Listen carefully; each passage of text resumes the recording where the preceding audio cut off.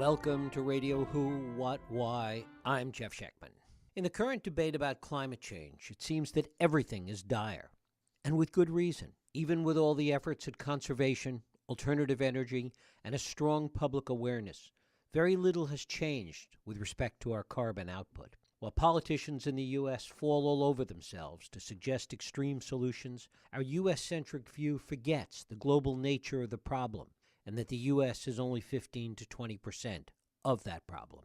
Add to this the larger global subsets of issues like food, population, biodiversity, plastic, and it's hard to imagine how we get out alive from the 21st century. Elon Musk and Jeff Bezos notwithstanding, it's very unlikely that we're going to find another planet to move to anytime soon. Or, as my guest Mike Berners-Lee says, there is no planet B. So what hope is there? Berners-Lee thinks there really are things that we can do to make a difference. And yes, there is hope. Mike Berners-Lee is an English researcher and writer on greenhouse gases. He's a professor and fellow at the Institute of Social Futures at Lancaster University and the director and principal consultant to Small World Consulting based at the University of Lancaster. It is my pleasure to welcome Mike Berners-Lee here to Radio Who, What, Why to talk about There Is No Planet B. Mike, thanks so much for joining us. You're welcome. Thank you. Pleasure.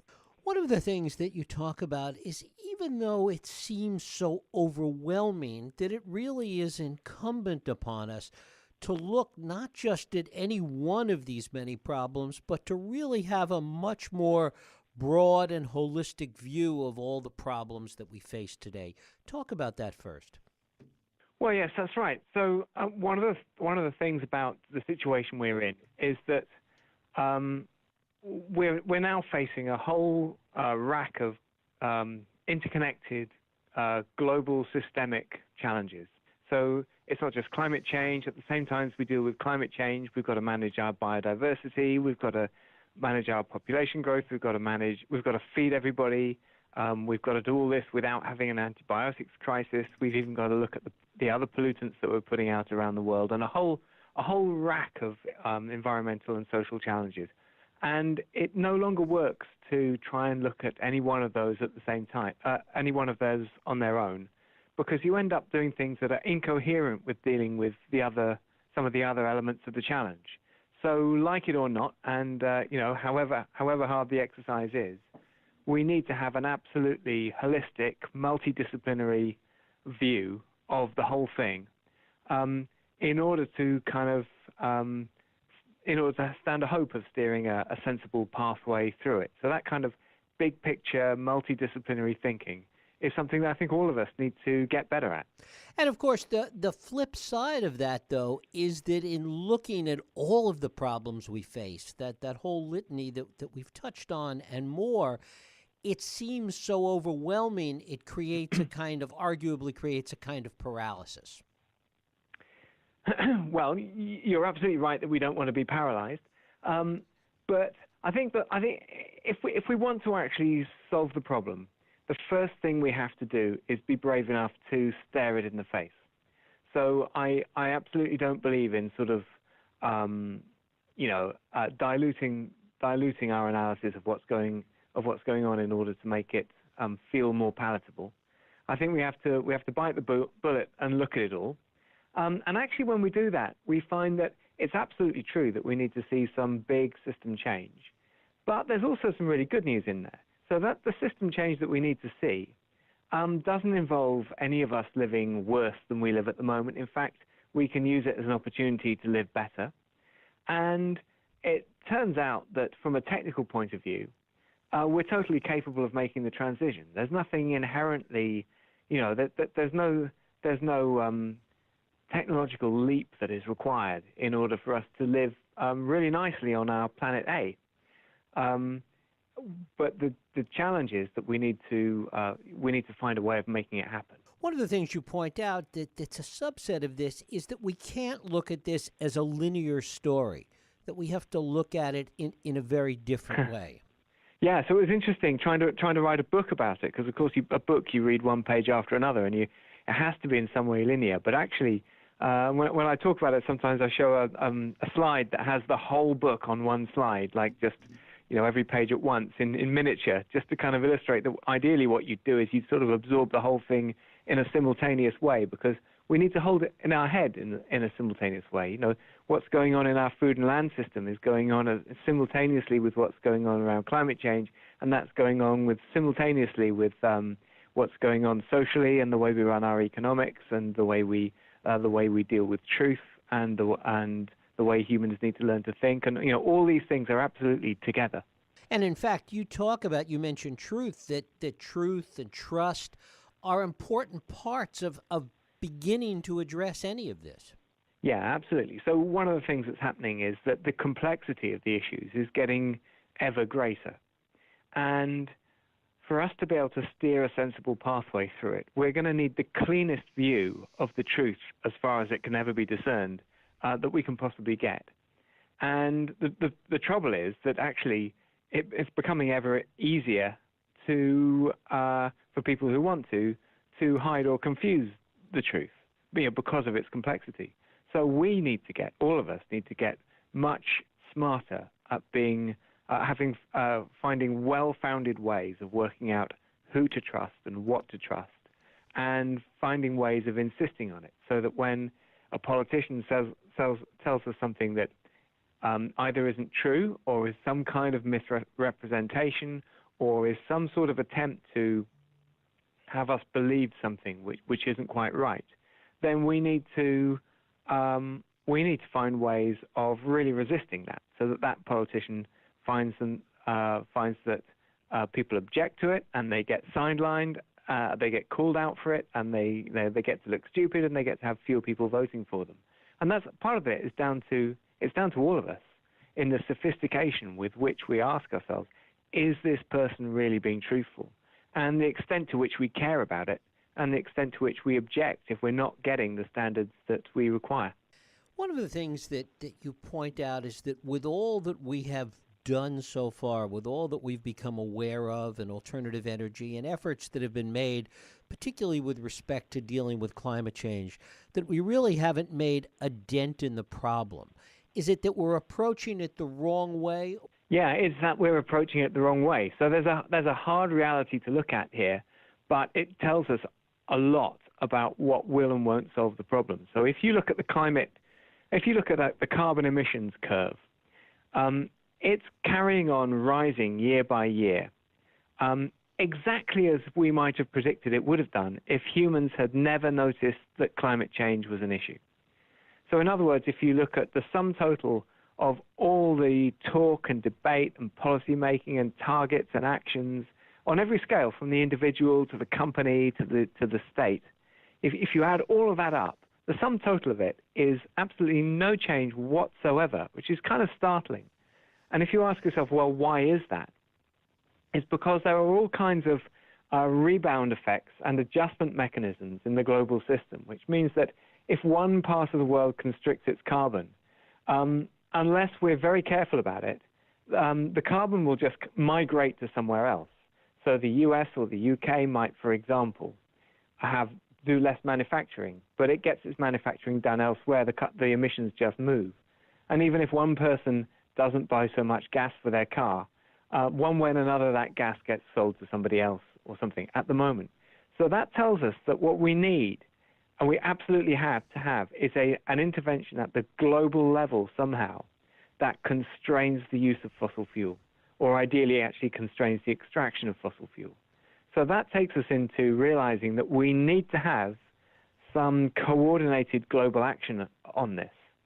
And once you realize that, then that takes you into, well, what would it take for the world to be able to reach the kind of agreement in which, every country could agree to leave the fossil fuel in the ground, or to apply a price to that fossil fuel that made it prohibitively expensive to take too much of it out of the ground.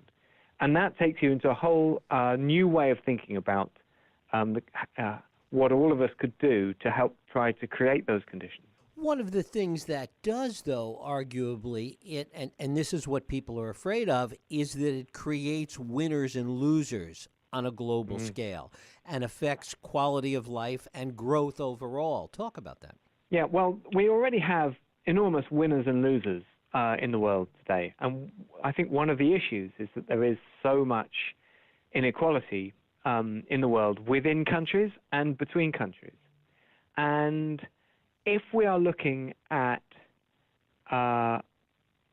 if we're saying that we need to have a global agreement that just about everybody, every country certainly is capable of signing up to, then somehow we need to sort that out so that it works for the winners and losers. And actually, the transition away from fossil fuel to renewable energy, actually, it happens to work out pretty well for most of the countries that have most of the fossil fuel, because mostly the countries with the most fossil fuel also have a great deal of sunlight, so they're able to make the transition. But you're right, that transition does change the mix of winners and losers, and somehow we need to find an arrangement that works out how to share around the limited amount of fossil fuel that we can still burn in the future, and what to do about the countries that end up that are currently quite resource rich, but will end up without resources. So Australia and the United States are fine because although they've got fossil fuel, they've got plenty of sunlight as well. Things are trickier, for example, in the UK because we've got lots of people and not so much sunlight, but we can find a way through it.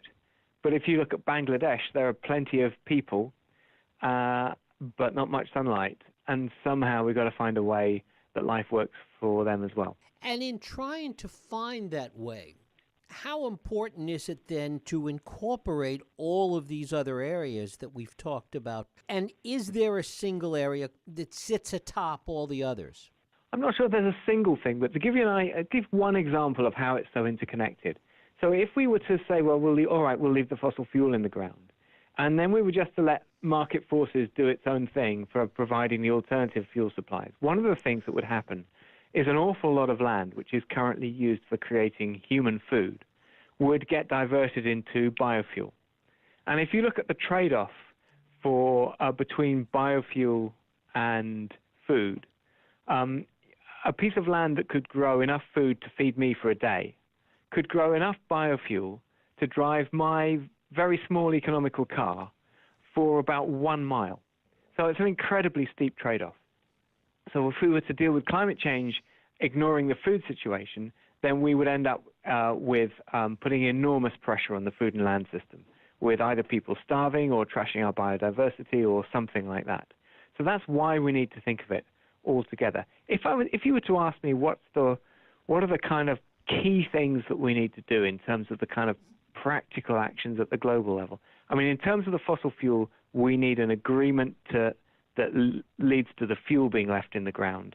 And I can't see a way other than having a price on carbon, either a tax or through a cap and trade. And the nice thing about that tax, before everybody throws their hands up in horror at the word tax, is that will actually liberate an investment fund that will be so supportive of so many jobs and so many industries, and can be used to fund all kinds of stuff. So it's not a net reduction in money for people. It's just a way of taxing things that are really bad for the planet to allow the support for things that are really good for the planet. And then in terms of link to climate change, in terms of our food system, if we want to deal with biodiversity and feed everybody well and deal with climate change, there is a simple, hard, sort of scientifically very, very clear guideline that we need to follow, which is to reduce, doesn't have to be zero, but we need to reduce the amount of meat and dairy that we're consuming by a lot. How important is efficiency in the system in looking at all of this? That's such a good question, because so few people understand this properly. So it's pretty natural to assume that if you have an efficiency saving, then you're going to end up consuming less. And actually, and this does make sense when you really think about it and reflect on it, the default thing that happens when you introduce an efficiency saving is actually the consumption goes up. So what happens is a resource becomes more valuable, not less. And we end up having more by even a bit more than the efficiency improvement. So there was a guy in the UK who worked for the coal board in the 19th century who worked this out. He he had this sort of startling realization that if our steam engines became more efficient, we would actually end up wanting more coal, not less. And the same happens with almost everything. The more efficient we are with our energy use, what happens is that our productivity goes flying up as a result. But in the end, we end up consuming even a bit more energy than we used in the first place. And that applies to our lighting, our information storage, our IT, our transport. It applies to absolutely everything. And it's the reason why our carbon emissions are still going up, even though we're becoming more efficient at almost everything you can think of. And how do we find our way out of that trap then? What breaks that cycle? Right. Yeah, the only way to break that cycle is you have to find a way of bagging the savings. So the default thing is the savings don't get bagged and the resource consumption ends up going up. But if we find a way of changing that dynamic, we can make sure that all the savings are bagged. So for example, if you look at fossil fuel, if we introduce a global constraint on the extraction of fossil fuel, possibly through a price that makes it that's adjustable in order to limit the total amount that comes out of the ground, then suddenly the role of efficiency changes completely. Suddenly we can become as efficient as we like with our energy supply, and we can become in every way we like. And we know that it won't affect the total resource consumption. All it will affect is the amount that we can do. So efficiency will just become something that's an uncomplicated good thing to have with no bad side effect. But we have to introduce that resource use constraint. Mm-hmm. Talk a little bit further about that in terms of the importance then, and this goes back to the global aspect of it, the importance of everybody signing on to that idea. Otherwise, the efficiency does get used to create greater output somewhere else. Yeah, okay. So it's you can call it the rebound effect or the balloon squeezing effect, if you like. The balloon squeezing analogy in that if you squeeze a balloon, what happens is that you contract one part, and the rest of the balloon just pops out and expands. And that's what happens in the global system unless you do something at the global system level to stop that happening. So you need to find a way of squeezing every part of the balloon at the same time. So examples that we've had are, for example, in the developed world, we've often tended to do a little bit less manufacturing, but in doing so, all we've been doing sometimes is importing our manufactured goods from elsewhere. Or another way that rebound has been working is simply in growth rates. So, the UK and the US economies haven't been growing quite so fast, and in some ways, that's led to some curtailing in growth of emissions in those countries. But the growth has just been taking place in other parts of the world. So, one issue is, for example, that in India and China, emissions are going through the roof, and we need to find a way of holding it down the whole world over. Because if there's one part of the world that isn't constrained, then everybody who wants a job doing that's got a carbon footprint will just go to that part of the world to have it done. Where does technology enter into this equation, particularly when we start talking about things like AI and transportation, which you've touched on before? How does that fit into this big picture? Well, technology is interesting because on the one hand, technology is an essential part of the route through the situation that we're in. But on the other hand, we need to start seeing it in a slightly different way from the way we've traditionally viewed it. So, technology is great. I would be dead several times over if it wasn't for some of the technologies we've invented. And it brings us all sorts of things in our lives. But it has also taken us into a situation in which we are capable of having such a big environmental impact. It's not just the fossil fuel, but also the plastics and chemicals we've invented and, all the different ways in which we've learned how to tamper with our planet through accident and design. Going forward, and technology brings us all these efficiency improvements and all these innovations. But going forwards, we need to just be more discerning about how and when we adopt a technology. So if a technology, we need to get better at asking ourselves the question, is this technology going to help us deliver a lower impact world? Is it going to help us live on planet B, on planet A better? And if so, how can we adopt it in such a way that it will give us the benefits, but not take us into an even higher impact kind of way of living?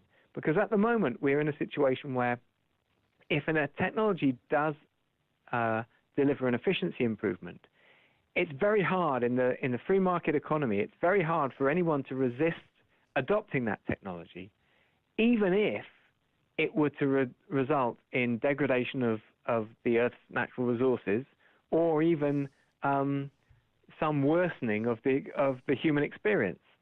So we need to just get smarter at finding ways of saying, well, have that technology because it makes life better and it makes the world better. But this technology, although it offers an efficiency improvement, you know what? It's not making life better. So just like chemical weapons and a few other technologies that we've deliberately resisted, we need to get smarter at choosing when to resist and which ones to adopt. There has always been this assumption that somehow technology was its own life force, that it had a power of its own to break through regardless of the degree to which we might try to hold it back. And I think there is one school of thought that says, well, maybe we're just stuck on a kind of trajectory that we can't get off of. Technology advances and we have more and more of it.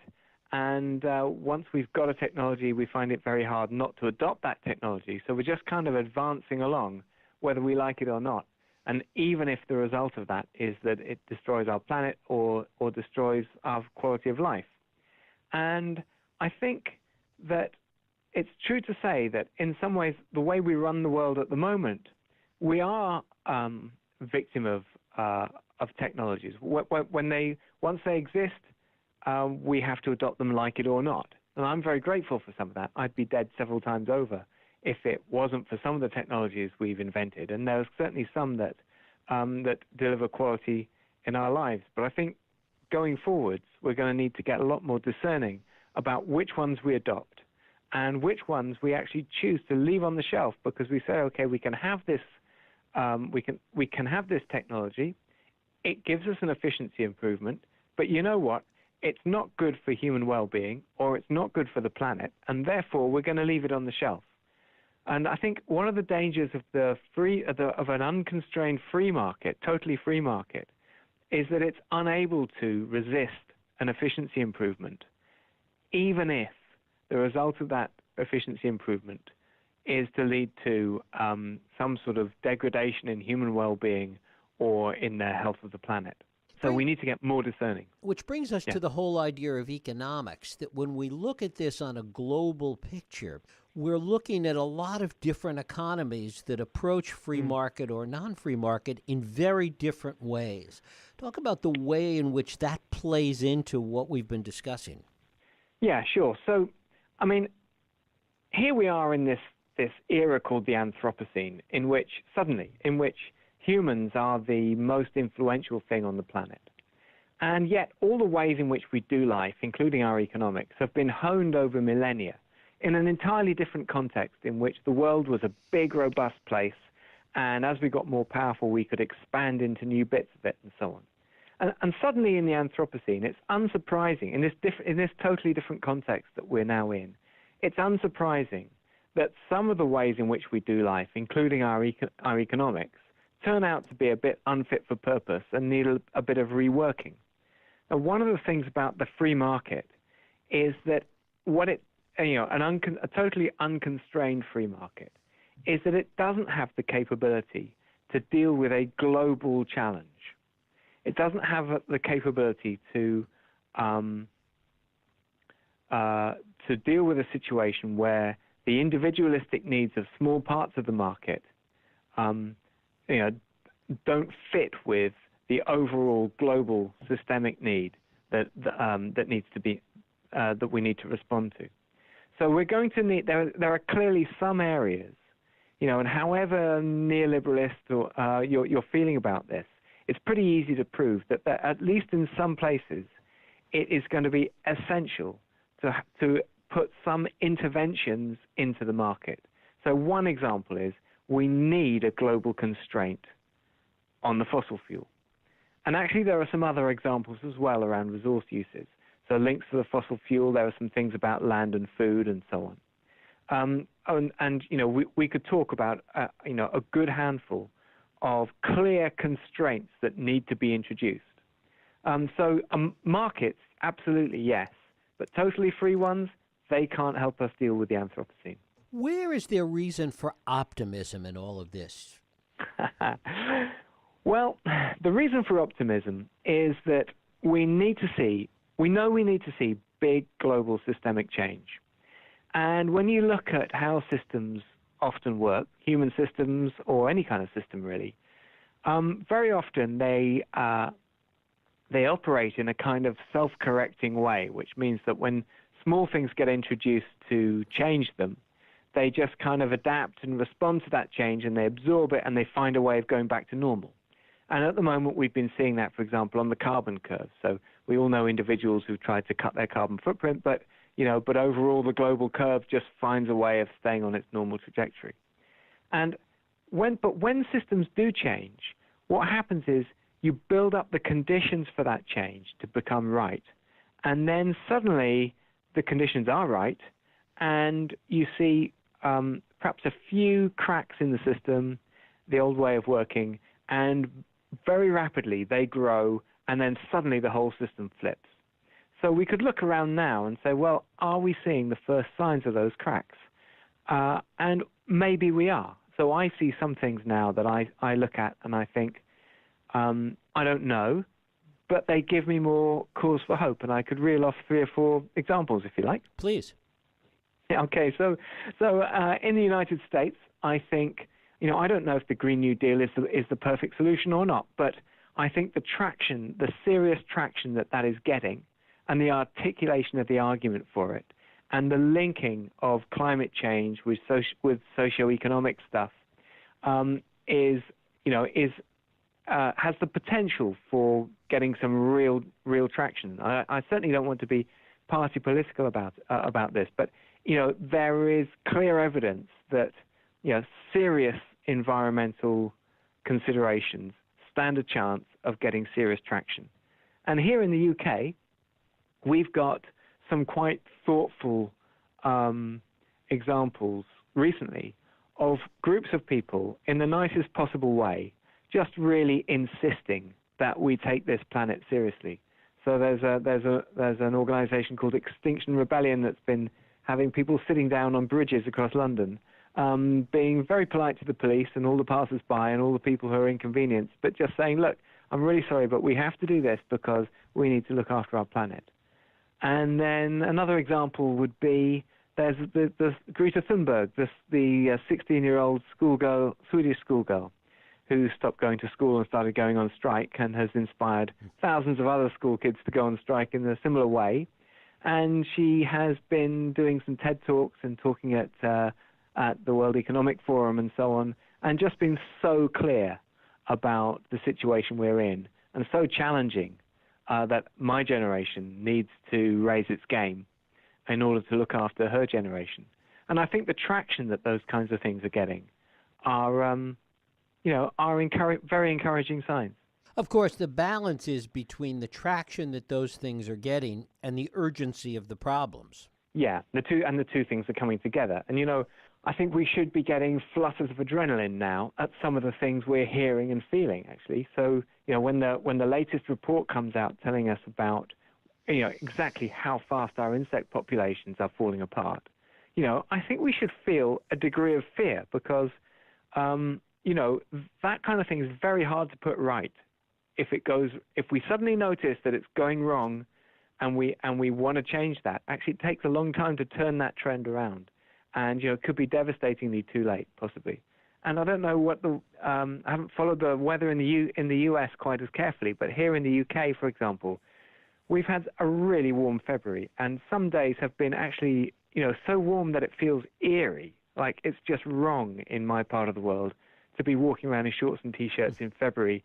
That doesn't happen. And, when we do experience weather like that, I think we absolutely need to take note that that's in line with what the scientists are also saying, which is that, climate change is really gathering apace, and the symptoms of it look more serious at an earlier stage. 1.5 degrees really does look more risky than we used to think that 2 degrees looked. So yes, you're absolutely right. There's a kind of a race going on between, the science of what's happening in the world and the human response to it. Who's going to get there first? Are we going to wake up first, or is the system going to collapse first? So it's absolutely, the race is on. And finally, Mike, if we address climate change, if we look to address the problems inherent in that without dealing with all of the other global issues that we've been talking about, what does that look like? Well, that'd be foolish for us. So, I mentioned this Anthropocene, and climate change is one big symptom of it. But we'd be so unimaginative if we to think that we could just deal with that and then carry on as regardless over all the other issues. And some of them actually are just as scary as climate change, just a bit less publicized. So, so that would be a very big mistake. But you know what? If we're going to make all the change that it takes to deal with climate change, we kind of may as well deal with everything else while we're at it, because it's actually not so much more bother. If you look at the things around the food and land system that deal with climate change, actually they're very, very similar to the same things that will help us preserve our biodiversity and help us fend off an antibiotics crisis and feed a growing global population. So from every perspective, it's the same sorts of actions that will help us. And in terms of the thoughtfulness with which we need to go about our daily lives and the way that we need to tune into what our impacts are on the planet and on all the other people around the planet, wherever they live in the world, it's that same thoughtfulness that will help us deal with all the other environmental situations that are rising up for us. Mike Berners-Lee, his book is There Is No Planet B, a handbook for the make or break years. Mike, I thank you so much for spending time with us. Pleasure. Thank you. And thank you for listening and for joining us here on Radio Who, What, Why. I hope you join us next week for another Radio Who, What, Why podcast. I'm Jeff Schechtman. If you like this podcast, please feel free to share and help others find it by rating and reviewing it on iTunes. You can also support this podcast and all the work we do by going to whowhatwhy.org/donate.